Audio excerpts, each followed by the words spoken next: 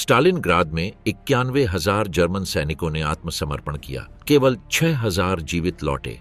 बाकी लोग सोवियत सर्दी के बीच ठंड से, भूख से या बीमारी से मर गए। वे कई दिनों तक चल पड़े, फटे पुराने कपड़ों में बर्फ खाकर एक एक करके मैदानों में गिरते गए।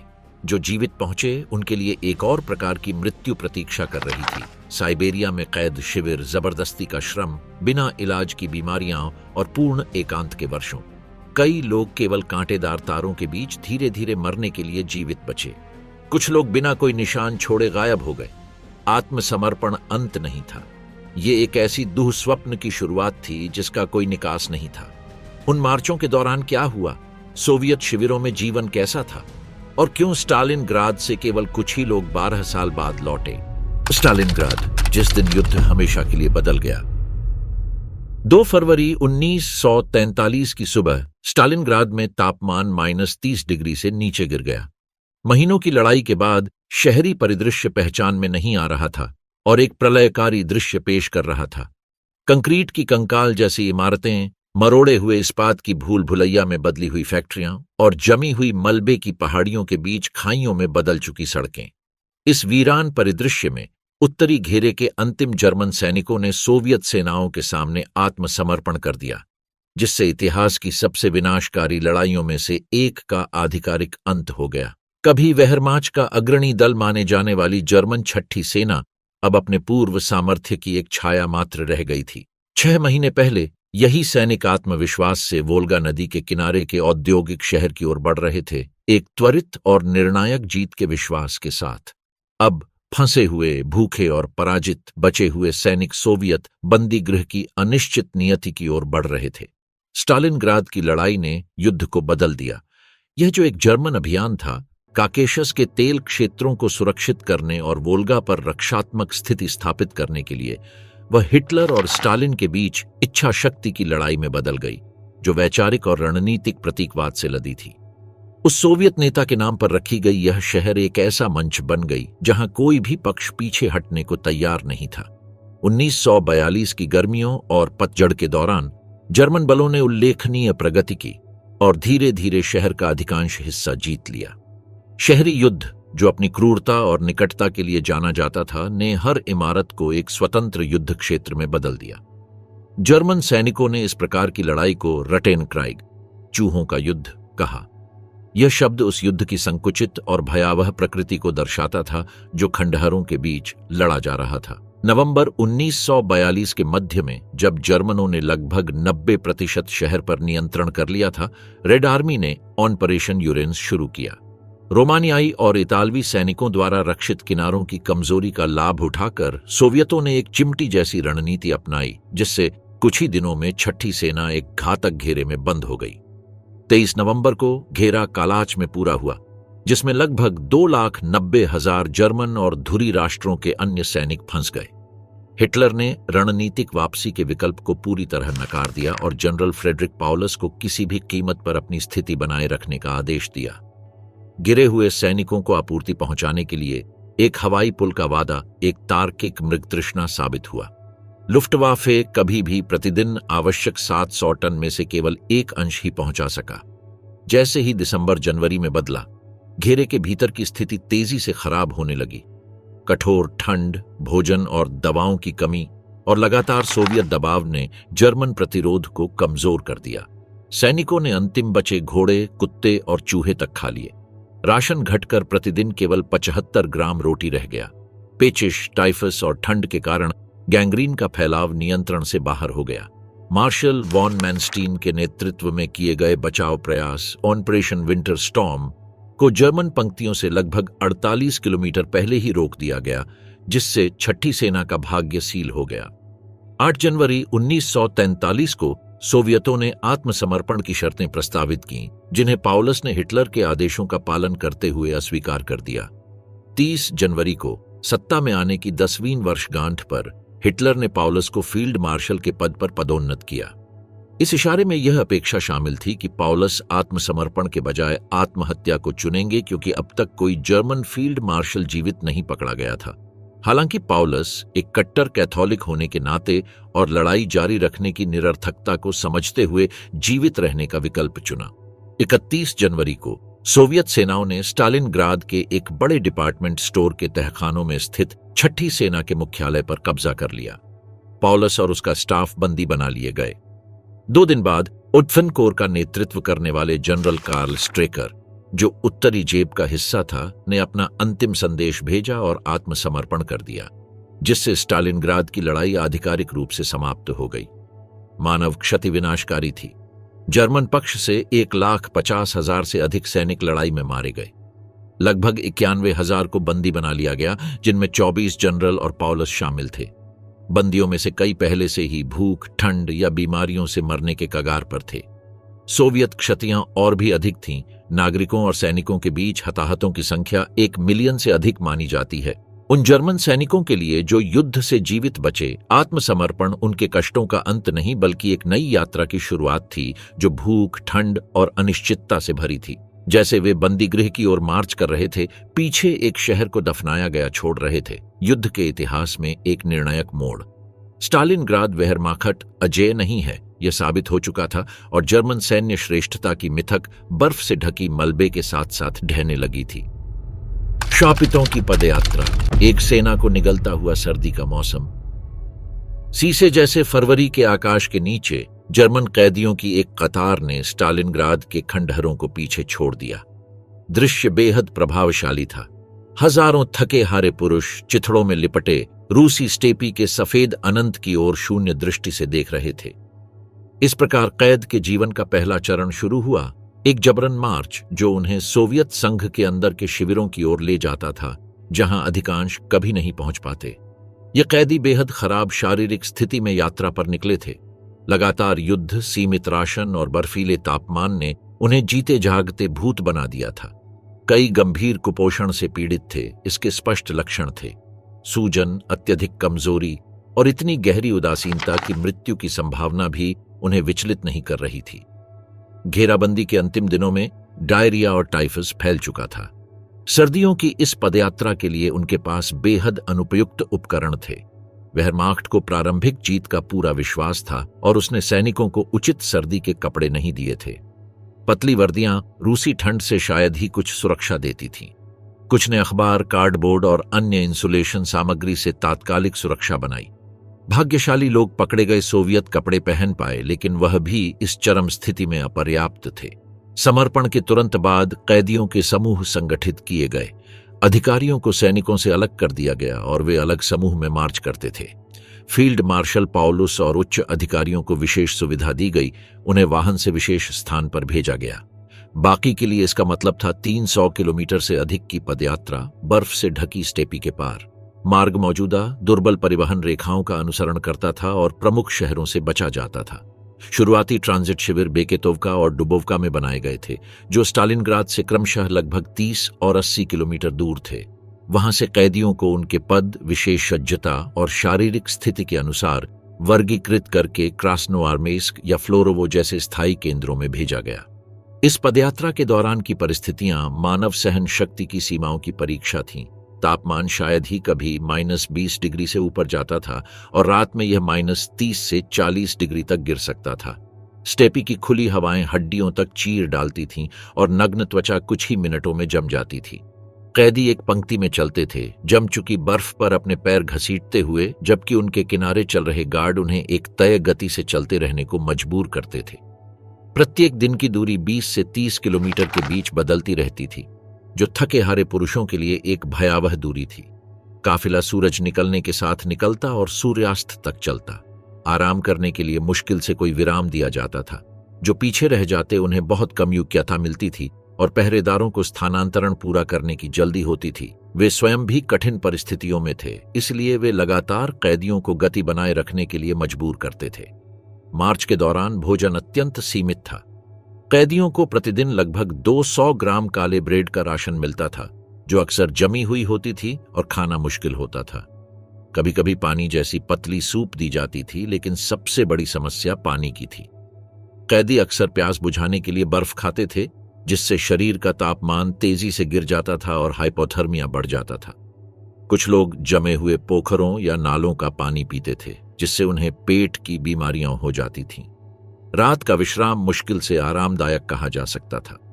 विश्राम स्थल अस्थायी होते थे, प्रायः खुले में या किसी क्षतिग्रस्त इमारत के भीतर।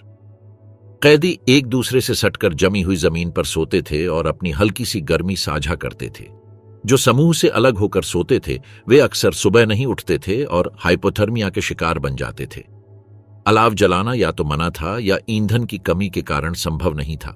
सोवियत पहरेदारों ने कड़ी अनुशासन बनाए रखी। उनमें से कई ने स्टालिनग्राद में युद्ध लड़ा था या जर्मन हमले में अपने परिवार को खोया था और उनका व्यवहार औपचारिक उदासीनता से लेकर स्पष्ट शत्रुता तक होता था। फिर भी कुछ गवाही ऐसी भी हैं जहां उन्होंने सहानुभूति दिखाई, जैसे कि सिगरेट बांटना, अतिरिक्त विराम देना या कमजोरों को चलने में मदद करना। इन मार्चों के दौरान मृत्यु दर बहुत अधिक थी। हर सुबह मार्च फिर शुरू करने से पहले कैदी नए मृतकों की गिनती करते थे। शव ठंड से अकड़े होते थे और उनके चेहरों पर जमी हुई अभिव्यक्ति रह जाती थी। शवों को सड़क किनारे या तात्कालिक गड्ढों में डाला जाता था, बिना किसी रस्म या रिकॉर्ड के। मृत्यु हमेशा उपस्थित रहती थी और इतनी सामान्य हो चुकी थी कि अब वह किसी को चौंकाती नहीं थी। मृत्यु के मुख्य कारण थकान, हाइपोथर्मिया और बीमारियां थे। पहले से कुपोषण, अत्यधिक शारीरिक तनाव और ठंड के संपर्क ने एक दुष्चक्र बना दिया था, जिससे शरीर अपनी अंतिम ऊर्जा को खर्च करता गया और धीरे धीरे ढह गया। न्यूमोनिया, पेचिश और टाइफस जैसी बीमारियां इस कमजोर शरीर पर विशेष रूप से घातक थीं। कैदियों ने सामूहिकता पर आधारित जीवित रहने की रणनीतियां विकसित की। एक ही रेजिमेंट के साथ ही अनौपचारिक सहायता समूह बनाते थे। मजबूत लोग कमजोरों की मदद करते, बारी बारी से सामान उठाते और चलने में सहारा देते थे। ब्रेड के टुकड़ों से लेकर हवा रोकने वाले कपड़ों के चिथड़ों तक दुर्लभ संसाधनों को साझा किया जाता था। कैदियों की मानसिक स्थिति अत्यंत अवस्थाओं के बीच झूलती रहती थी। कुछ लोग अपने परिवार की यादों और घर लौटने के वादों को पकड़कर जीवित रहने की तीव्र इच्छा बनाए रखते थे। अन्य गहरी उदासीनता में चले जाते थे, जो विडंबना से उन्हें यांत्रिक रूप से चलने में मदद करती थी। आत्महत्या भी असामान्य नहीं थी। कुछ ने खुद यह रास्ता चुना। रात के दौरान कुछ लोग जानबूझकर काफिले से अलग हो गए। उन्हें पता था कि यह निश्चित नहीं तो भी एक अपेक्षाकृत तेज मौत का रास्ता है। यह मार्च कई हफ्तों तक चलता रहा और नए दस्ते नियमित रूप से स्टालिनग्राद से रवाना होते रहे, जो मार्च के मध्य तक चलता रहा। उस समय तक जीवित बचे लोग क्रास्नोगोर्स्क, मॉस्को के पास, उरल और पश्चिमी साइबेरिया जैसे क्षेत्रों में स्थित मध्यवर्ती शिविरों में पहुंचने लगे थे। वे पूरी तरह से बदल चुके थे। हड्डियों और चमड़ी से बने चलने वाले कंकाल, पीली त्वचा हड्डियों से चिपकी हुई, धंसी हुई आंखें और अंग ठंड में इतने जकड़े हुए कि काटना जरूरी हो गया था। लगभग 91,000 कैदियों में से जिन्होंने इस मार्च की शुरुआत की थी, अनुमान है कि 25 से 30% लोग रास्ते में ही मर गए। लगभग 20,000 पुरुष रूस के बर्फीले मैदानों पर पीछे रह गए। उनके शव तब तक नहीं मिले जब तक वसंत में बर्फ नहीं पिघली, और कई लोग हमेशा के लिए गुम हो गए। जो लोग इस पहले परीक्षण से जीवित बचे, उनके लिए भी भाग्य ने ज्यादा दया नहीं दिखाई। सोवियत बंदी गृहों ने उन्हें एक नई परीक्षा दी। नरक की कांटेदार बाढ़ के उस पार, सोवियत का विस्मृति साम्राज्य। स्टालिनग्राद में आत्मसमर्पण और क्रूर मार्च से बचने वाले जर्मन सैनिकों के लिए अगला अध्याय सोवियत बंदीगृहों की कांटेदार तारों के पीछे शुरू हुआ। ये सुविधाएं कारेलिया के जंगलों से लेकर कजाखस्तान के मैदानों तक फैली थीं और हजारों पुरुषों के लिए कई वर्षों तक और कुछ मामलों में 10 वर्षों से अधिक समय तक अनैच्छिक निवास स्थान बन गईं। सोवियत संघ ने व्यावहारिक और वैचारिक जरूरतों के चलते एक बंदीगृह प्रणाली लागू की थी। देश को गंभीर पुरुष श्रम की कमी का सामना करना पड़ रहा था, क्योंकि लाखों सोवियत नागरिक युद्ध में मारे जा चुके थे या मोर्चे पर लड़ रहे थे। साथ ही अपने शहरों को नष्ट करने, नागरिकों की हत्या करने और जला दो नीति अपनाने वाले आक्रमणकारियों के प्रति एक तीव्र प्रतिशोध की भावना भी मौजूद थी। कैदियों को व्यावहारिक तर्कों के आधार पर आवंटित किया गया।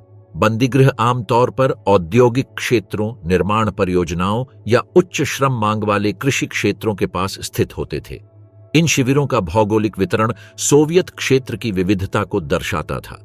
यूक्रेन जैसे अपेक्षाकृत गर्म क्षेत्रों से लेकर साइबेरिया और आर्कटिक सर्कल के चरम वातावरण तक। हालांकि ये शिविर भौगोलिक रूप से फैले हुए थे, इनकी भौतिक संरचना एक सामान्य पैटर्न का पालन करती थी। चारों ओर कई परतों की कांटेदार तारें होती थीं। कोनों पर और निश्चित अंतराल पर निगरानी टावर होते थे। बैरक लकड़ी या मिट्टी की ईंटों से बने आयताकार ढांचे होते थे। जिनमें 2 मंजिला चारपाइयां लगी होती थीं। ये स्थान 100 से 200 लोगों को समायोजित करने के लिए डिजाइन किए गए थे, लेकिन वास्तव में इनमें दोगुना या तिगुना लोग भरे जाते थे। वेंटिलेशन अपर्याप्त था और न तो सर्दियों की तीव्र ठंड और न ही गर्मियों की महाद्वीपीय गर्मी से सुरक्षा प्रदान कर सकता था। स्वास्थ्य सुविधाएं आदिम थीं। शौचालय बैरकों से कुछ दूरी पर स्थित खुले नाले थे, जिनमें हवा या बारिश से सुरक्षा के लिए कोई ढांचा नहीं था। व्यक्तिगत स्वच्छता के लिए केवल ठंडे पानी के नल या अधिक आदिम शिविरों में साझा पानी की बाल्टियां उपलब्ध थीं। व्यक्तिगत सफाई बनाए रखने के साधनों की लगभग पूर्ण अनुपस्थिति ने जूं और पिस्सू जैसे रोग फैलाने वाले परजीवियों के प्रसार को बढ़ावा दिया, जो टाइफस जैसी बीमारियां फैलाते थे। दैनिक दिनचर्या श्रम की आवश्यकताओं के अनुसार तय किए गए कार्यक्रम का पालन करती थी। श्रमिक दिन कैदियों की भोर से पहले की गिनती के साथ शुरू होता था। एक साधारण नाश्ता, आमतौर पर काले ब्रेड और विकल्प के रूप में दी जाने वाली कॉफी के बाद कार्यस्थल की ओर प्रस्थान किया जाता था, जो अक्सर शिविर से कई किलोमीटर दूर होता था। कार्य 10 से 12 घंटे तक चलता था और दोपहर में पानी जैसी पतली सूप के साथ एक छोटा विश्राम होता था। सूर्यास्त के बाद एक बार फिर कठोर गिनती होती थी, जिसके बाद मुख्य भोजन वितरित किया जाता था, एक थोड़ा गाढ़ा सूप और एक और ब्रेड का टुकड़ा। भोजन हमेशा एक अस्थिर मुद्दा था। आधिकारिक राशन श्रम के प्रकार और व्यक्तिगत प्रदर्शन के अनुसार भिन्न होता था, जिसमें प्रतिदिन 400 से 700 ग्राम ब्रेड के साथ साथ थोड़ी मात्रा में वसा, चीनी और प्रोटीन शामिल होती थी। ये राशन शारीरिक श्रम करने वाले पुरुषों के लिए पहले से ही अपर्याप्त थे और भ्रष्ट प्रबंधन और परिवहन के दौरान होने वाले नुकसान के कारण ये राशन कैदियों तक शायद ही पहुंच पाते थे। सौंपा गया श्रम सोवियत अर्थव्यवस्था के सभी क्षेत्रों को शामिल करता था। कैदी उत्तर के जंगलों में लकड़ी काटते थे, उरल में कोयला और अयस्क निकालते थे, साइबेरिया में रेलवे का निर्माण करते थे और मध्य एशिया में कपास की कटाई करते थे। आवंटन स्थानीय मांग और कैदी के पूर्व कौशल के अनुसार निर्धारित किया जाता था, लेकिन तकनीकी योग्यता को अक्सर नजरअंदाज कर दिया जाता था और तत्काल अकुशल श्रम की आवश्यकता को प्राथमिकता दी जाती थी। श्रम की परिस्थितियां बहुत भिन्न थीं।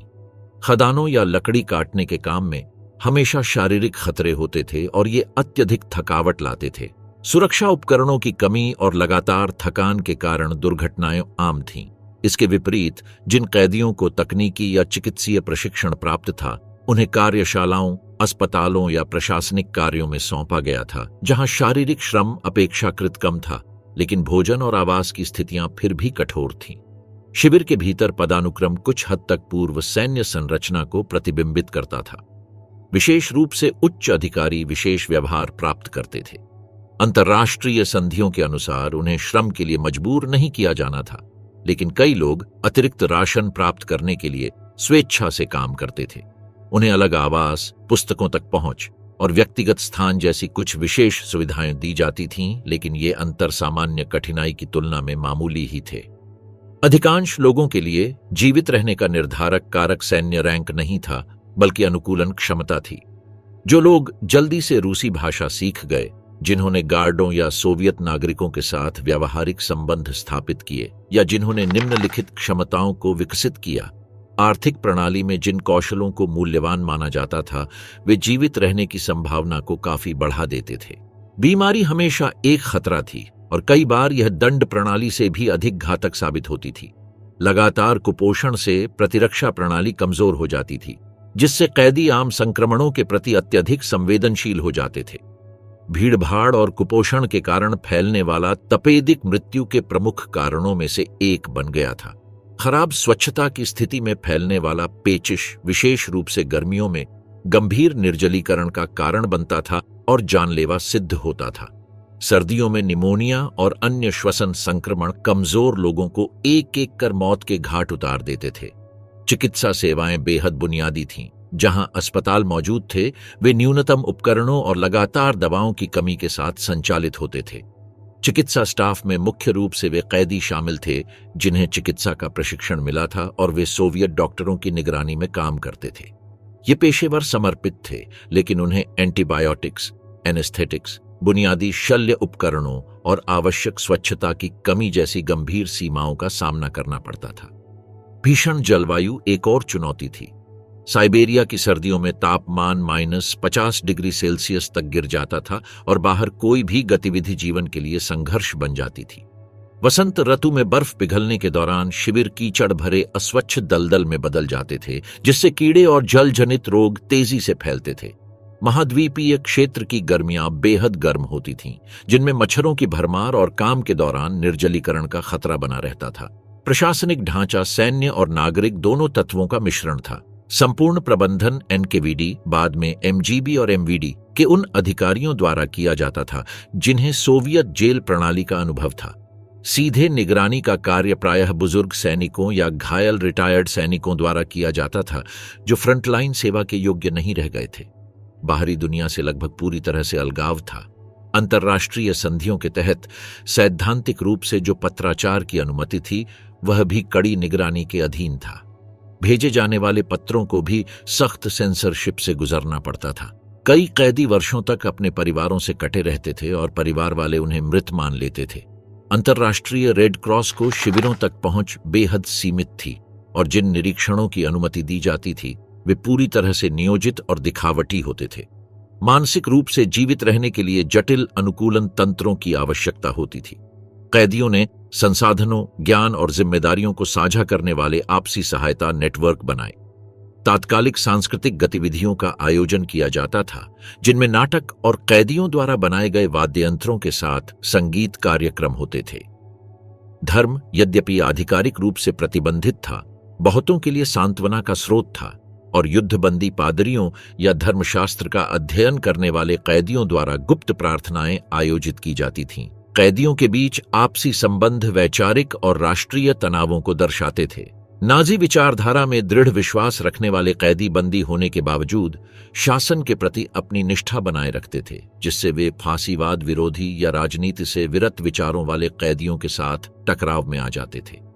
जब एसएस अधिकारियों की पहचान हो जाती थी, तो उन्हें आमतौर पर अलग कर दिया जाता था या सोवियत अधिकारियों और अन्य कैदियों दोनों द्वारा विशेष रूप से कठोर व्यवहार का सामना करना पड़ता था।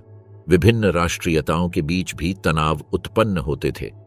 शिविरों में केवल जर्मन ही नहीं, बल्कि रोमानियाई, हंगेरियाई, इतालवी और धुरी राष्ट्रों की अन्य राष्ट्रीयताओं के सदस्य भी थे। राजनीतिक प्रचार प्रणाली का एक अभिन्न हिस्सा था।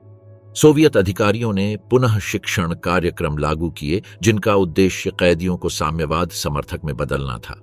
इन प्रयासों में अनिवार्य व्याख्यान, मार्क्सवादी लेनिनवादी ग्रंथों का अध्ययन और 1943 में पकड़े गए जर्मन अधिकारियों के समर्थन से स्थापित एक स्वतंत्र जर्मनी के लिए राष्ट्रीय समिति जैसे संगठनों में शामिल होने का दबाव शामिल था। 1943 से 1945 के बीच मृत्यु दर अपने उच्चतम स्तर पर पहुंच गई, जो सोवियत समाज में स्वयं व्याप्त सबसे अधिक अभावों के समय के साथ मेल खाती थी। 1946 से सोवियत संघ की आर्थिक पुनर्प्राप्ति और कैदियों के प्रति नीतियों में कुछ बदलावों के साथ दरों में धीरे धीरे सुधार हुआ। हालांकि इन बेहतर हुई परिस्थितियों में भी जीवन अत्यंत कठिन बना रहा। स्टालिनग्राद में पकड़े गए लगभग 91,000 जर्मन सैनिकों में से केवल लगभग 6,000 ही अंततः जर्मनी लौट सके। भारी बहुमत प्रारंभिक मार्चों या कैद के पहले वर्षों के दौरान मारे गए। दीर्घकालिक रूप से जीवित बचे वही थे जिन्होंने तुलनात्मक रूप से विशेषाधिकार प्राप्त स्थितियां प्राप्त कर लीं, जैसे अनुवादक, चिकित्साकर्मी, तकनीशियन या प्रशासनिक कर्मचारी, जो उन्हें सबसे थकाऊ कामों से बचा सकती थीं और उन्हें अतिरिक्त राशन उपलब्ध कराती थीं। फ्रेडरिक पॉलस और पकड़े गए जनरल, गौरव से निर्वासन तक। 31 जनवरी 1943 की रात स्टालिनग्राद के एक डिपार्टमेंटल स्टोर के नम तहखाने में नवोन्नत फील्ड मार्शल फ्रेडरिक पॉलस अपने करियर के सबसे निर्णायक मोड़ पर खड़ा था। कुछ ही घंटे पहले हिटलर ने उसे जर्मन सेना की सर्वोच्च रैंक प्रदान की थी, जिसमें एक निहित संदेश था। किसी भी जर्मन फील्ड मार्शल को जीवित नहीं पकड़ा गया था। अपेक्षा स्पष्ट थी, पॉलस को आत्महत्या करनी थी बजाय आत्मसमर्पण करने के। हालांकि जब सोवियत सैनिक उसके कमांड पोस्ट में घुस आए, तो पॉलस ने जीवित रहने का निर्णय लिया। यह निर्णय, जिसे हिटलर ने अक्षम्य विश्वासघात माना, न केवल पॉलस के लिए बल्कि स्टालिनग्राद में उसके साथ पकड़े गए 24 जनरलों और हजारों अधिकारियों के लिए भी एक गहन परिवर्तन की शुरुआत बन गया। साधारण सैनिकों के विपरीत पॉलस और उच्च अधिकारी तुरंत अलग कर दिए गए और मास्को ले जाए गए। यह विशेष व्यवहार व्यावहारिक और रणनीतिक दोनों कारणों से था। इन लोगों के पास सैन्य जानकारी थी, वे मूल्यवान माने जाते थे और संभावित रूप से सोवियत प्रचार के शक्तिशाली उपकरण बन सकते थे। पकड़े जाने के पहले कुछ दिन पॉलस और उनके स्टाफ के लिए पूरी तरह से स्तब्धता में बीते। सोवियत अधिकारियों की गवाही के अनुसार, जो उनकी निगरानी कर रहे थे, पॉलस स्वयं एक औपचारिक और दूरी बनाए रखने वाला व्यवहार अपनाए हुए थे और आत्मसमर्पण के आघात से निपटने के लिए जर्मन सैन्य अनुशासन को एक मनोवैज्ञानिक ढाल के रूप में अपना रहे थे। पहला ठिकाना मॉस्को के पास क्रास्नोगोर्स्क में कैदी शिविर संख्या 27 था। यह शिविर उच्च रैंकिंग अधिकारियों के लिए अनुकूलित था और इसकी स्थिति मानक शिविरों की तुलना में उल्लेखनीय रूप से बेहतर थी। जनरलों को व्यक्तिगत कमरों या छोटे समूहों में साझा कक्ष मिलते थे, जिनमें बुनियादी लेकिन सम्मानजनक फर्नीचर होता था। भोजन यद्यपि साधारण था लेकिन पौष्टिक और पर्याप्त था, जिससे उन्हें घेराबंदी के दौरान हुई कुपोषण से धीरे धीरे उबरने में मदद मिलती थी। क्रास्नोगोर्स्क में उच्च अधिकारियों को अपने पिछले जीवन की कुछ आदतें बनाए रखने की अनुमति थी। उन्हें रैंक चिन्ह के बिना अपनी वर्दी पहनने, सीमित पत्राचार प्राप्त करने, चुने हुए समाचार पत्र पढ़ने और बौद्धिक व शारीरिक गतिविधियों के लिए समय निकालने की अनुमति थी। यह सामान्यता का दिखावा कैद की वास्तविकता के विपरीत था और सोवियत हितों की पूर्ति करता था, जो भविष्य में सहयोग की संभावनाओं के लिए अनुकूल वातावरण बनाना चाहते थे।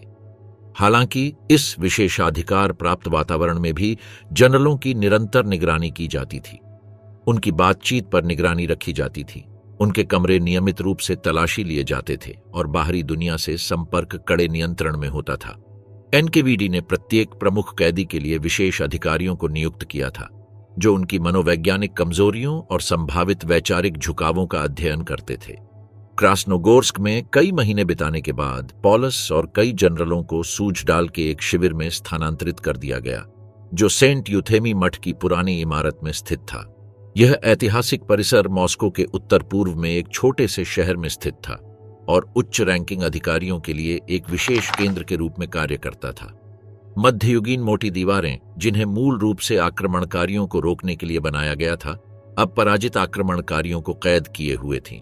सूजडाल में कैदी जनरलों के बीच की आंतरिक विभाजन स्पष्ट हो गई। 3 अलग अलग समूह उभरे। जनरल वॉल्टर वॉन सिडलिट्स कुर्जबाक के नेतृत्व वाला एक कोर समूह हिटलर के प्रति आलोचनात्मक था, ये मानते हुए कि तानाशाह ने सेना और जर्मन जनता के साथ विश्वासघात किया है।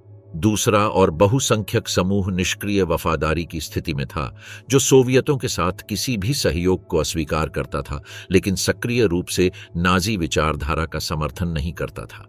अंत में एक तीसरा समूह, जिसमें जनरल अर्नो वॉन लेंस्की प्रमुख थे, वे राष्ट्रीय समाजवादी सिद्धांतों के प्रति पूर्णतः निष्ठावान बने रहे, भले ही वे कैद में थे।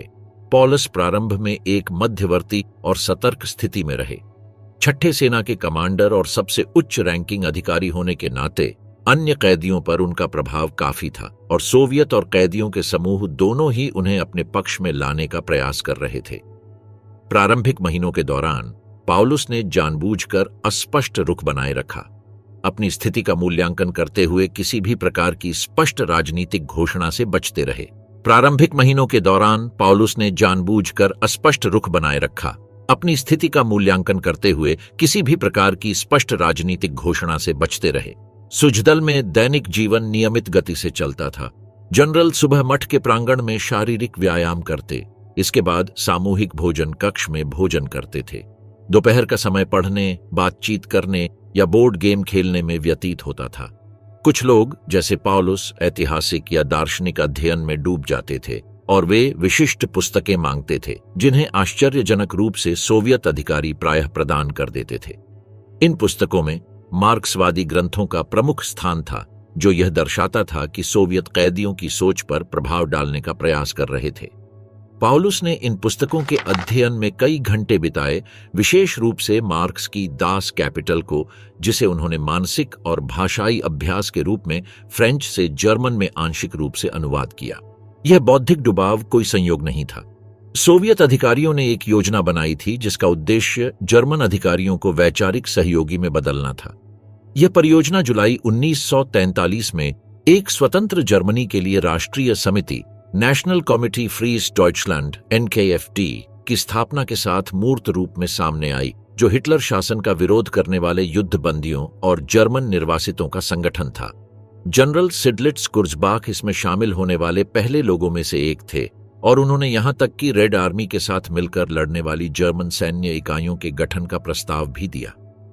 उनकी इस स्थिति को उनके कई साथी विश्वासघात मानते थे, जिससे बंदी अधिकारियों के बीच गहरी दरारें उत्पन्न हुईं। दूसरी ओर पॉलुस ने प्रारंभ में एनकेएफडी में भाग लेने से इनकार कर दिया, यह कहते हुए कि एक सैनिक के रूप में उनका शपथ तब तक ऐसी गतिविधियों की अनुमति नहीं देता जब तक कि जर्मनी युद्ध में हो। इस निर्णय ने पॉलुस को एक जटिल स्थिति में ला खड़ा किया। सोवियत हालांकि उनकी असहमति से निराश थे, फिर भी उन्हें प्रतीकात्मक महत्व के कारण विशेषता देना जारी रखते थे। साथ ही हिटलर के प्रति वफादार अधिकारी उन्हें आत्मसमर्पण करने के कारण नैतिक रूप से कमजोर मानते थे। इस मानसिक अलगाव ने पॉलुस की आत्मचिंतन को और गहरा कर दिया, जो मठ के प्रांगण में अकेले लंबे समय तक टहलते रहते और स्टालिनग्राद की आपदा में अपनी जिम्मेदारी पर विचार करते थे। एक निर्णायक मोड़ तब आया जब पॉलुस को अपने परिवार की खबर मिली। परोक्ष कूटनीतिक चैनलों के माध्यम से सोवियतों ने उनकी पत्नी एलेना कॉन्स्टांस के साथ सीमित पत्राचार की सुविधा प्रदान की। ये पत्र कड़ी सेंसरशिप के अधीन होते हुए भी उनके पूर्व जीवन से पहला संपर्क बने और यह पुष्टि की कि उनका परिवार मित्र देशों की बमबारी में जीवित बच गया था। भावनात्मक प्रभाव गहरा था और संभवतः उनके बाद के वैचारिक परिवर्तन को प्रभावित किया। पॉलुस के दृष्टिकोण में वास्तविक परिवर्तन 20 जुलाई 1944 को हिटलर के खिलाफ विफल प्रयास के बाद आया। षड्यंत्रकारियों के खिलाफ क्रूर दमन, जिनमें से कई पॉलुस द्वारा व्यक्तिगत रूप से सम्मानित अधिकारी थे, और जर्मनी में लगातार बिगड़ती स्थिति की खबरों ने उन्हें अपनी स्थिति पर पुनर्विचार करने के लिए मजबूर कर दिया। अगस्त 1944 में पॉलुस ने अंततः एनकेएफडी में शामिल होने के लिए सहमति व्यक्त की और अपनी पहली सार्वजनिक घोषणा में जर्मन जनता से हिटलर को अपदस्थ करने और शांति की मांग करने का आह्वान किया। इस निर्णय को, जिसे कई लोगों ने उनकी व्यक्तिगत रूपांतरण की चरम अवस्था माना, सोवियत प्रचार और जर्मन मनोबल पर महत्वपूर्ण प्रभाव पड़ा। वह व्यक्ति जिसे हिटलर ने फील्ड मार्शल के पद पर पदोन्नत किया था, अब सार्वजनिक रूप से नाजी शासन को अपराधी घोषित कर रहा था। सोवियतों के लिए यह एक अमूल्य प्रचारात्मक विजय का प्रतिनिधित्व करता था, जबकि नाजी शासन के लिए यह पॉलुस के देशद्रोह की पुष्टि थी। इस रूपांतरण के पीछे के कारण ऐतिहासिक बहस का विषय रहे हैं। कुछ लोगों ने इसे एक बंदी का व्यावहारिक अवसरवाद माना जो अपनी स्थिति को बेहतर बनाना चाहता था। अन्य लोगों ने इसे राजनीतिक और सैन्य वास्तविकताओं के अवलोकन पर आधारित एक वास्तविक वैचारिक विकास के रूप में देखा। स्वयं पॉलुस ने इसे देशभक्ति जिम्मेदारी की दृष्टि से उचित ठहराया, यह तर्क देते हुए कि हिटलर के अधीन युद्ध जारी रखना केवल जर्मनी को और अधिक विनाश की ओर ले जाएगा। जब पॉलुस यह रूपांतरण अनुभव कर रहे थे, अन्य जनरल अलग राहें ले रहे थे। साइडलिट्स कुर्जबाख ने सोवियतों के साथ अपने सहयोग को गहरा कर लिया, यहां तक कि एनकेएफडी से संबद्ध जर्मन अधिकारियों के संघ के अध्यक्ष भी बने। दूसरी ओर वॉन आर्निम और स्ट्रीकर जैसे जनरल किसी भी सहयोग का अडिग विरोध करते रहे और इसके परिणाम स्वरूप उन्हें अधिक कठोर परिस्थितियों और अलगाव का सामना करना पड़ा। मई 1945 में जर्मनी की हार के बाद बंदी जनरलों की स्थिति और भी जटिल हो गई। जो नाजीवाद से जुड़े थे, उन्हें युद्ध अपराधियों के रूप में मुकदमे का डर सताने लगा, जबकि साइडलिट्स कुर्जबाख जैसे सहयोगियों के लिए यह अनिश्चितता उत्पन्न हुई कि क्या युद्धोत्तर जर्मनी में उनका स्वागत होगा या उन्हें देशद्रोही माना जाएगा। और पॉलुस जैसे अस्पष्ट स्थिति वालों के लिए आत्मसमर्पण और बाद में हुए सहयोग दोनों को उचित ठहराना एक चुनौती था। नवंबर 1945 में शुरू हुए न्यूरेमबर्ग मुकदमों में पॉलुस सहित कई बंदी जनरलों को गवाह के रूप में बुलाया गया, विशेष रूप से ऑपरेशन बारबरोसा, सोवियत संघ पर आक्रमण की योजना से संबंधित उनके साक्ष्य ने जर्मन उच्च कमान की हस्तियों जैसे केटेल और जोडल के खिलाफ महत्वपूर्ण साक्ष्य प्रदान किए। न्यूरेमबर्ग में सोवियत वर्दी बिना चिन्हों के पहने पॉलुस की उपस्थिति ने जर्मन आरोपियों में गहरा प्रभाव डाला। मुकदमों के बाद जबकि अधिकांश सामान्य बंदियों को धीरे धीरे प्रत्यावर्तित किया जाने लगा, पॉलुस और अन्य जनरल सोवियत संघ में ही बने रहे। कुछ स्रोतों के अनुसार पॉलुस का वहां ठहरना आंशिक रूप से स्वैच्छिक था, क्योंकि उन्हें जर्मनी में दुश्मनी का सामना करने का भय था।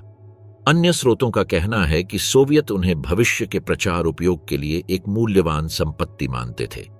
पाउलुस को मॉस्को के बाहरी इलाके में एक ढांचा में स्थानांतरित किया गया, जहां वह एक आरामदायक गृह गिरफ्तारी में रहे। इस अवधि के दौरान उन्होंने कई परियोजनाओं में सहयोग किया, स्टालिनग्राद की लड़ाई के ऐतिहासिक विश्लेषण से लेकर शीत युद्ध पर टिप्पणियों तक।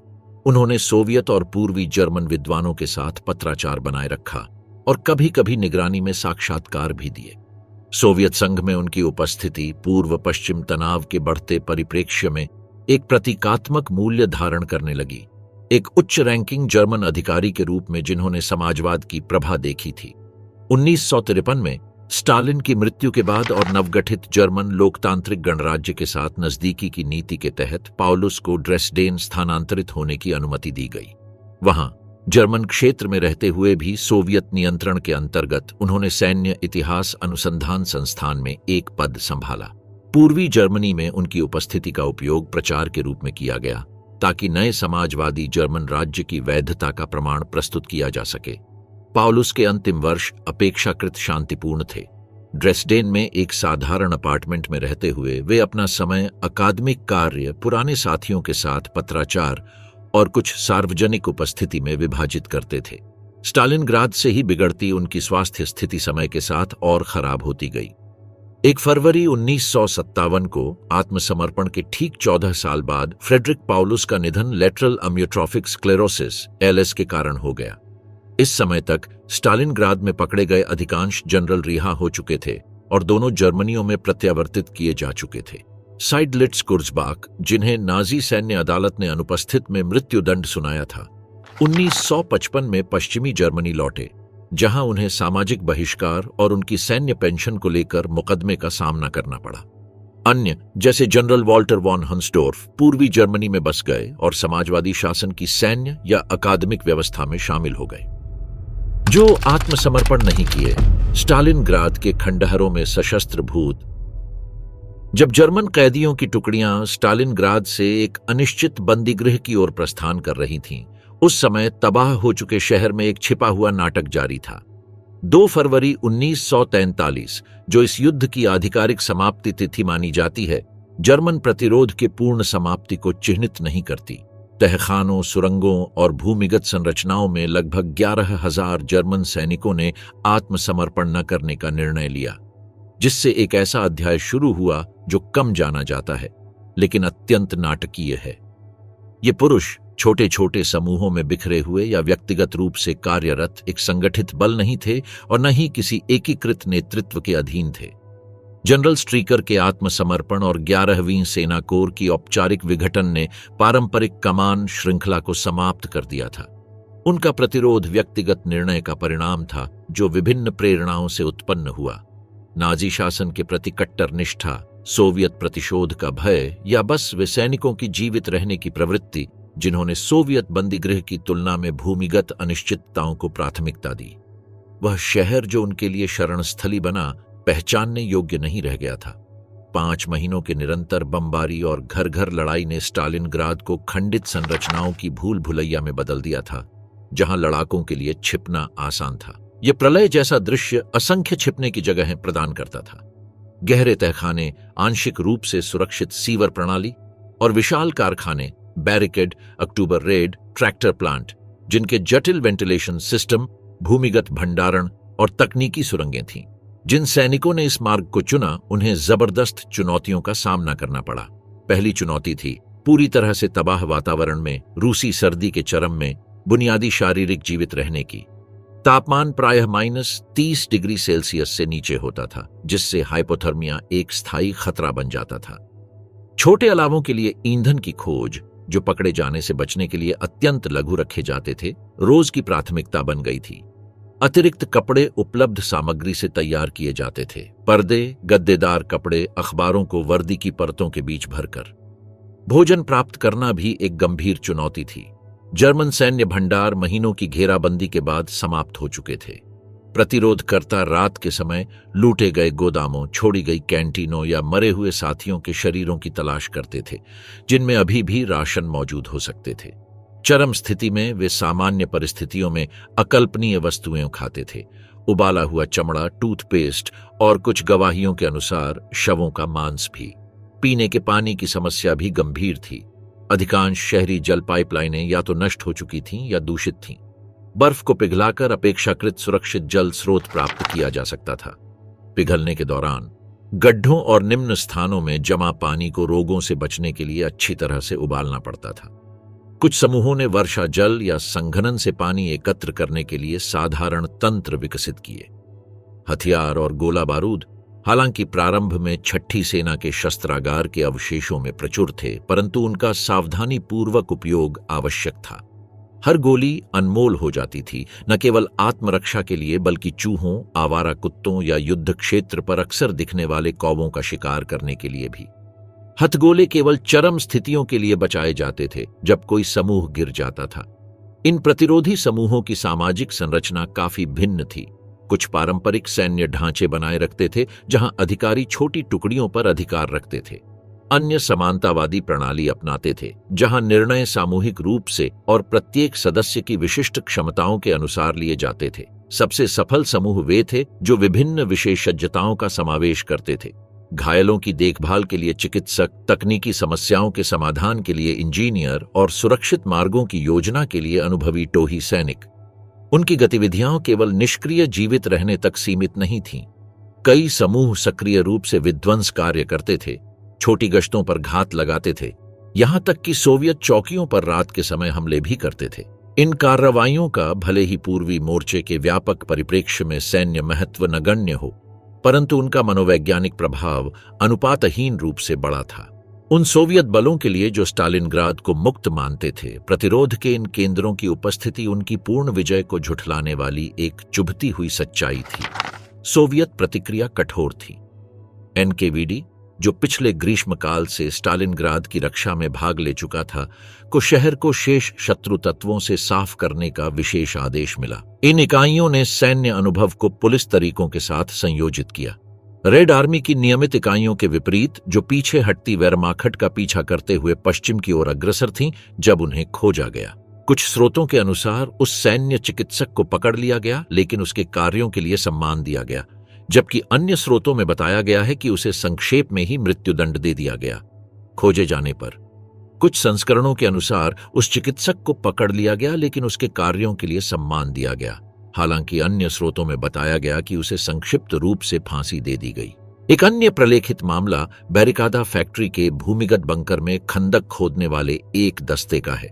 इस समूह ने अपनी तकनीकी जानकारी का उपयोग करते हुए छोड़े गए उपकरणों को विद्युत उत्पन्न करने के लिए संशोधित किया और पुनर्प्राप्त पाइपों के साथ एक साधारण हीटिंग प्रणाली स्थापित की। उनका प्रतिरोध अप्रैल की शुरुआत तक जारी रहा, जब चिकित्सा आपूर्ति प्राप्त करने का एक प्रयास उन्हें सोवियत घात में ले गया। एक विशेष रूप से दुखद पहलू गंभीर रूप से घायल सैनिकों की स्थिति थी। कई समूहों में ऐसे पुरुष शामिल थे जो गंभीर रूप से घायल थे और जिनका ठीक से इलाज नहीं हो सकता था। इन साथियों के संबंध में निर्णय लेना अत्यंत पीड़ादायक नैतिक दुविधाओं को जन्म देता था। क्या सीमित संसाधनों का उपयोग कर उन्हें जीवित रखा जाए? क्या उन्हें आत्मसमर्पण करने दिया जाए इस आशा में कि उन्हें चिकित्सा देखभाल मिलेगी, या फिर चरम मामलों में अंतिम दया के रूपों पर विचार किया जाए? कई सोवियत गवाहियों में ऐसे गंभीर रूप से घायल व्यक्तियों का उल्लेख है जो ऐसे साथियों के साथ पाए गए जिन्होंने आत्महत्या कर ली थी, लेकिन उससे पहले उन्हें अधिकतम आराम देने की कोशिश की थी। इस प्रतिरोध का मनोवैज्ञानिक पक्ष विशेष विचार का पात्र है। कई लोगों के लिए आत्मसमर्पण न करने का निर्णय केवल बंदीगृह के डर से अधिक था। नाजी प्रचार ने सोवियतों के प्रति व्यवस्थित रूप से आतंक पैदा किया था, कैदियों के लिए यातना और सामूहिक हत्याओं का चित्रण करते हुए। यह कथा यद्यपि अतिरंजित थी, सोवियत बंदीगृह की कठोरता के पर्याप्त सत्य को समेटे हुए थी, जो इसे विश्वसनीय बनाती थी। इसके अतिरिक्त वैचारिक कारक महत्वपूर्ण रूप से प्रभाव डालते थे। एसएस के सदस्य और वे इकाइयां जो नाजीवाद के साथ घनिष्ठ रूप से जुड़ी थीं, उन्हें यह आशंका थी कि पहचान हो जाने पर उन्हें विशेष रूप से कठोर व्यवहार का सामना करना पड़ सकता है। उनके लिए मृत्यु तक प्रतिरोध करना एकमात्र तर्कसंगत विकल्प प्रतीत हो सकता था। कभी आत्मसमर्पण न करने का प्रचार और अंतिम गोली तक वीरतापूर्वक लड़ने की मिथकात्मकता का प्रभाव इतना शक्तिशाली था कि वह सैन्य रूप से निरर्थक हो जाने पर भी लोगों पर असर डालती थी। 1943 के अप्रैल तक स्टालिनग्राद में संगठित प्रतिरोध समाप्त कर दिया गया था।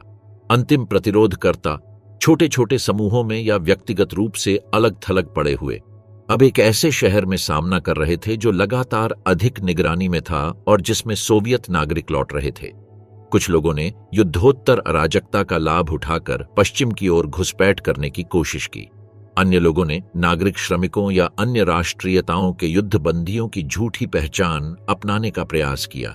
इनमें से अधिकांश को अंततः पकड़ लिया गया या वे मारे गए, और वे एक ऐसे युद्ध की अंतिम हताहतों में से थे जिसे महीनों पहले आधिकारिक रूप से समाप्त घोषित किया गया था। आत्मसमर्पण के बाद भी प्रतिरोध करने वाले का यह प्रकरण केवल स्टालिनग्राद तक सीमित नहीं था, यद्यपि वहां यह सबसे नाटकीय रूप में प्रकट हुआ युद्ध के पैमाने और चरम स्थितियों के कारण। इसी तरह की स्थितियां जर्मन सेना की अन्य बड़ी पराजयों के बाद भी दर्ज की गईं, जैसे कि ट्यूनिशिया 1947 और नॉर्मैंडी 1946। इन सभी मामलों में हम मनुष्य की उस प्रवृत्ति को देखते हैं जो पूर्ण पराजय की वास्तविकता का सामना करने से बचने की कोशिश करती है और आत्मसमर्पण के अलावा विकल्पों की तलाश करती है, चाहे वे कितने भी निराशाजनक क्यों न हों। धीमी मुक्ति बचे हुए लोगों का क्या हुआ? 17 अक्टूबर 1955 की सुबह ठंडी और धुंधली थी जब वह हर्लेसहाउजेन सीमा स्टेशन पर टूटी। यह स्टेशन दोनों जर्मनियों के बीच विभाजक रेखा पर स्थित था। पूर्व से आ रही एक विशेष ट्रेन ट्रैक पर रुकी। उसके डिब्बों से वृद्ध चेहरों वाले पुरुष उतरे, जिनके कपड़े घिसे पिटे लेकिन साफ थे और जिनमें से कई के हाथों में छोटे गत्ते के सूटकेस या अस्थायी गठरियां थीं। ये सोवियत संघ द्वारा रिहा किए गए अंतिम जर्मन युद्ध बंदी थे, जिनमें स्टालिनग्राद में 12 साल पहले बंदी बनाए गए 6वीं सेना के कुछ जीवित बचे सैनिक भी शामिल थे। यह क्षण फरवरी 1943 में शुरू हुई एक ओडिसी का अंतिम अध्याय था। लड़ाई के बाद बंदी बनाए गए लगभग 91,000 सैनिकों में से अंततः केवल लगभग 6,000 ही जर्मनी लौट सके। इन बचे हुए लोगों का भाग्य बंदी गृह से वापसी तक की उनकी धीमी यात्रा और एक पूरी तरह बदल चुकी जर्मनी में उनका पुनः एकीकरण, यह सब एक ऐसी कहानी को जन्म देता है जो जितनी नाटकीय है उतनी ही कम जानी जाती है। सोवियत संघ से प्रत्यावर्तन एक जटिल प्रक्रिया के तहत हुआ जो बदलती राजनीतिक, आर्थिक और कूटनीतिक परिस्थितियों से प्रभावित था। यह युद्ध के अंत में एक बार की रिहाई नहीं थी, बल्कि एक क्रमिक प्रक्रिया थी जो एक दशक से भी अधिक समय तक चली और जो शीत युद्ध के विकास से जुड़ी विभिन्न अवस्थाओं से होकर गुजरी। पहला चरण चौंकाने वाली तरह से जल्दी शुरू हुआ, यहां तक कि युद्ध के औपचारिक अंत से पहले 1944 की शरद ऋतु में सोवियत अधिकारियों ने गंभीर रूप से बीमार या घायल बंदियों के एक छोटे समूह को रिहा किया, जिन्हें श्रम के लिए अनुपयोगी समझा गया और जिनका रखरखाव एक बोझ बन चुका था। ये पहले वापसी करने वाले बंदी तटस्थ देशों जैसे स्वीडन के माध्यम से एक ऐसी जर्मनी में पहुंचे जो अब भी नाजियों के नियंत्रण में थी, जहां उन्हें अक्सर सहयोगी होने के संदेह का सामना करना पड़ता था और गेस्टापो द्वारा पूछताछ की जाती थी। मई 1945 में जर्मनी के आत्मसमर्पण के बाद दूसरा और अधिक महत्वपूर्ण चरण शुरू हुआ। जून 1945 और दिसंबर 1946 के बीच लगभग 15 लाख युद्धबंदियों को प्रत्यावर्तित किया गया। यह सामूहिक रिहाई सोवियत निरस्त्रीकरण और रखरखाव लागतों को कम करने की आवश्यकता की प्रतिक्रिया थी। हालांकि इस प्रक्रिया में चयनात्मक मानदंड लागू किए गए। सामान्य बंदियों को प्राथमिकता दी गई, जबकि अधिकारियों, तकनीकी विशेषज्ञों और पुनर्निर्माण के लिए संभावित रूप से उपयोगी समझे गए लोगों को रोके रखा गया। इस चरण में रिहा किए गए लोगों में स्टालिनग्राद के पहले जीवित बचे लोगों का एक दल शामिल था, मुख्यतः वे जो गंभीर रूप से बीमार थे या साधारण सैनिक थे जिनके पास कोई विशेष योग्यता नहीं थी। ये लोग एक ऐसी जर्मनी लौटे जो अब पहचान में नहीं आती थी, पराजित, कब्जे में ली गई और भौतिक रूप से तबाह। कई लोगों ने पाया कि उनके घर नष्ट हो चुके थे, उनके परिवार या तो मारे जा चुके थे या विस्थापित हो गए थे, और पूरी समाज एक दर्दनाक नाजीकरण मुक्त प्रक्रिया और पुनर्निर्माण के दौर से गुजर रही थी। तीसरा चरण 1947 से 1950 के बीच धीमी और चयनात्मक गति की विशेषता वाला था। अंतर्राष्ट्रीय परिप्रेक्ष्य नाटकीय रूप से बदल चुका था।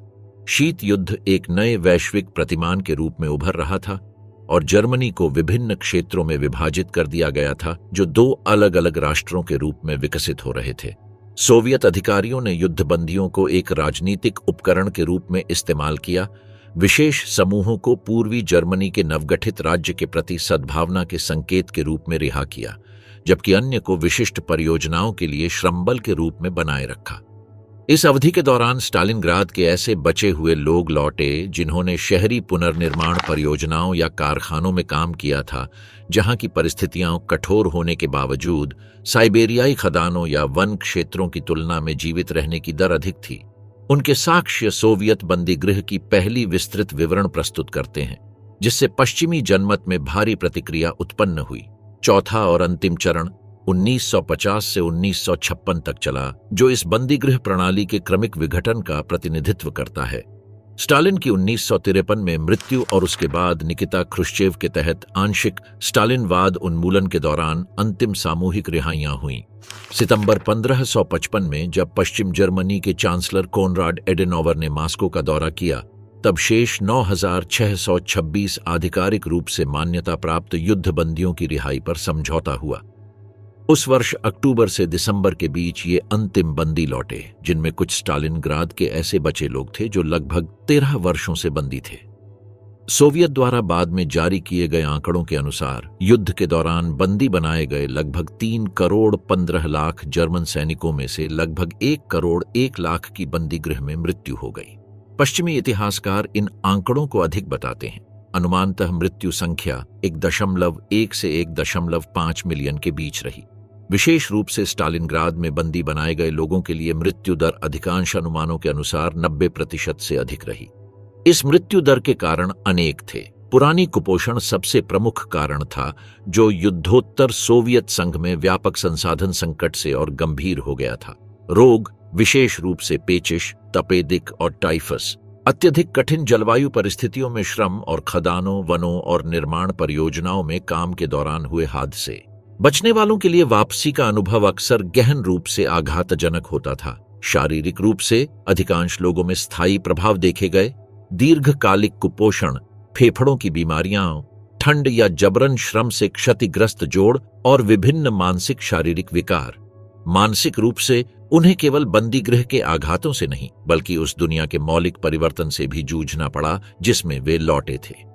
वह जर्मनी जिसे उन्होंने छोड़ा था, अपनी चरम स्थिति पर पहुंचा तृतीय राइख पूरी तरह से गायब हो चुका था। पुनः समावेशन की प्रक्रिया वापसी के स्थान के अनुसार विशिष्ट चुनौतियां प्रस्तुत करती थी। जो लोग जर्मन संघीय गणराज्य पश्चिमी जर्मनी लौटे, उन्हें एक ऐसे समाज का सामना करना पड़ा जो आर्थिक चमत्कार के चलते भौतिक रूप से समृद्ध था, लेकिन दिग्भ्रमित था और युद्धवीरों के प्रति द्वैतमूलक दृष्टिकोण रखता था। नया आरंभ, स्टंडेनूल और नाजीकरण उन्मूलन की प्रमुख कथा ने इन वापसी करने वालों की उपस्थिति को असहज बना दिया। वे जर्मनी के सैन्य अतीत का प्रतीक थे। साथ ही पश्चिम जर्मनी आरएएफए की साम्यवाद विरोधी नीति ने लौटने वालों को सोवियत प्रणाली के शिकार के रूप में देखने की धारणा को बढ़ावा दिया। इसके विपरीत जो लोग जर्मन लोकतांत्रिक गणराज्य पूर्वी जर्मनी लौटे, उन्हें एक ऐसे राज्य का सामना करना पड़ा जिसने अपनी आधिकारिक पहचान का एक हिस्सा फांसीवाद विरोध और सोवियत संघ से मित्रता के आधार पर निर्मित किया था। आरडीए की सरकार ने लौटे हुए सैनिकों को प्रायश्चित कर चुके व्यक्तियों की कथा में शामिल करने की कोशिश की, जिन्होंने नाजी अतीत की गलतियों को पहचाना और समाजवाद को अपनाया, जबकि वे उन लोगों पर भी नजर रखते थे जो अपने व्यक्तिगत अनुभवों के आधार पर सोवियत प्रणाली के प्रति आलोचनात्मक रवैया दिखाते थे। जीवित बचे लोगों की गवाहियों से वापसी की जगह चाहे जो भी रही हो, कुछ सामान्य पैटर्न सामने आते हैं। वर्षों तक मृत मान लिए गए परिवारों में पुनः सम्मिलित होने में कठिनाई, उनके अनुभवों के प्रति सामाजिक असमझ, आधुनिक आर्थिक और तकनीकी वास्तविकताओं के साथ तालमेल बिठाने में समस्याएं और गंभीर मानसिक प्रभाव जैसे बार बार आने वाले बुरे सपने, चिंता के दौरे और वर्षों तक बने रहने वाले शर्तबद्ध व्यवहार। एक विशेष रूप से जटिल पहलू परिवारों के साथ संबंधों की पुनः स्थापना था, जिन्होंने लंबे अनुपस्थिति के दौरान आगे बढ़ना सीख लिया था। ऐसी पत्नियां जिन्होंने स्वयं को विधवा मानते हुए पुनः विवाह कर लिया था। ऐसे बच्चे जिन्हें अनुपस्थित पिता की कोई स्मृति नहीं थी। ऐसे माता पिता जो अनिश्चितता के बोझ तले वृद्ध हो गए थे। ये पुनर्मिलन जो वर्षों की बंदी अवधि के दौरान मुक्ति के क्षण के रूप में कल्पना किए गए थे, अक्सर जटिल सिद्ध होते थे, असंगत अपेक्षाओं और भावनात्मक वास्तविकताओं के कारण। पेशेवर पुनः समावेशन एक और महत्वपूर्ण चुनौती थी। कैद के वर्षों ने बचे हुए लोगों को आधुनिक अर्थव्यवस्थाओं के लिए आवश्यक अद्यतन कौशलों से वंचित कर दिया था। उनकी बिगड़ी हुई स्वास्थ्य स्थिति ने उन्हें पूर्व में किए गए शारीरिक कार्यों को फिर से अपनाने से रोक दिया। कई लोगों को कम योग्यता वाली नौकरियां स्वीकार करनी पड़ी या अपर्याप्त विकलांगता पेंशनों पर निर्भर रहना पड़ा, जिससे उन्हें अपनी पूर्व सामाजिक स्थिति की तुलना में अवनति का अनुभव हुआ। दोनों जर्मनी सरकारों ने हाइमकेहरर, वापसी करने वाले, के पुनः समावेशन को सुविधाजनक बनाने के लिए विशिष्ट कार्यक्रम लागू किए, जिनके परिणाम मिश्रित रहे। पश्चिम जर्मनी में 1950 का वापसी सहायता कानून, हाइमकेहरर गेजेट्स, आर्थिक मुआवजे, आवास आवंटन में प्राथमिकता और विशेष चिकित्सा सहायता प्रदान करता था।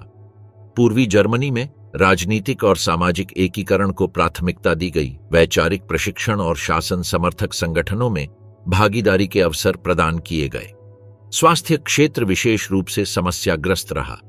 युद्ध के बाद की चिकित्सा सेवाएं पहले से ही अतिभारग्रस्त थीं और सोवियत बंदीगृह से उत्पन्न जटिल प्रभावों का उपचार करने के लिए तैयार नहीं थीं। देर से शुरू होने वाली डिस्ट्रॉफी, स्थायी प्रभावों वाली पुरानी कुपोषण, विलंबित प्रभावों वाली फ्रॉस्टबाइट की चोटें या आघातोत्तर सिंड्रोम जैसी स्थितियां अपर्याप्त देखभाल प्राप्त करती थीं।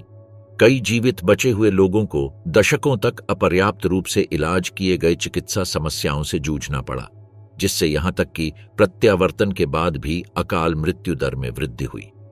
विशेष रूप से स्टालिनग्राद के जीवित बचे लोगों में कुछ ऐसी शख्सियतें उभरीं जिन्होंने अपने आघातपूर्ण अनुभव को ऐतिहासिक गवाही या सक्रियता में रूपांतरित किया।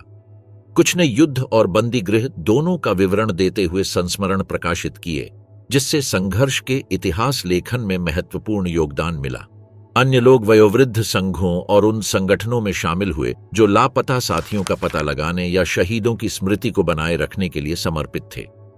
एक तीसरे समूह ने, जो संभवतः सबसे बड़ा था, मौन को चुना। अपने अनुभव को ऐसी व्यक्तिगत कथाओं में समाहित किया जो शायद ही कभी निकटतम परिजनों के साथ भी साझा की गईं। जर्मन युद्धबंदियों की सार्वजनिक स्मृति दोनों जर्मनियों में भिन्न मार्गों पर चली। पश्चिम में यह धीरे धीरे जर्मनी के युद्ध और युद्धोत्तर काल के व्यापक पीड़ित वृत्तांत में समाहित हो गई, जैसे कि मित्र राष्ट्रों की बमबारी या पूर्वी क्षेत्रों से जर्मनों का निष्कासन। पूर्वी जर्मनी में आधिकारिक कथा ने पुनः शिक्षा के सकारात्मक पहलू पर बल दिया और बंदीगृह को फांसीवाद की गलतियों को पहचानने तथा प्रगतिशील विचारों को अपनाने का अवसर प्रस्तुत किया। 1990 में जर्मनी के एकीकरण के बाद एक अधिक जटिल कथा धीरे धीरे उभरी। पहले वर्गीकृत सोवियत अभिलेखों तक आंशिक पहुंच ने बंदीगृह की स्थितियों और मृत्यु दर के आंकड़ों का अधिक सटीक पुनर्निर्माण संभव बनाया। साथ ही शीत युद्ध के अंत ने अधिक खुले संवाद की सुविधा दी, जिन अनुभवों को पहले राजनीतिक विचारों या पूर्व पश्चिम संघर्ष में उपकरण बनाए जाने के डर से चुप्पी में रखा गया था। 20वीं सदी के अंतिम दशकों में जब अंतिम जीवित बचे लोग वृद्धावस्था की ओर बढ़ रहे थे, उनके गवाहियों को दर्ज करने के प्रयास तेज हो गए। मौखिक इतिहास परियोजनाएं, वृत्तचित्र और अकादमिक प्रकाशन इन अनुभवों को भविष्य की पीढ़ियों के लिए संरक्षित करने का प्रयास करते हैं, उन्हें संघर्ष और उसके प्रभावों के व्यापक संदर्भ में प्रस्तुत करते हुए। वर्तमान में जब लगभग सभी प्रत्यक्ष जीवित बचे लोग अब नहीं रहे, स्टालिनग्राद के युद्धबंदियों की स्मृति मुख्यतः लिखित गवाहियों, अभिलेखीय दस्तावेजों और इतिहासकारों व वंशजों के कार्यों के माध्यम से जीवित है, जो संघर्ष के इस अक्सर भुला दिए गए आयाम को जीवित रखने के लिए समर्पित हैं। उनका अनुभव हमें याद दिलाता है कि युद्ध के मानवीय प्रभाव आधिकारिक शुरुआत और अंत की तिथियों से कहीं अधिक दूर तक जाते हैं और युद्ध भूमियां शांत हो जाने के दशकों बाद तक जीवन को प्रभावित करते रहते हैं।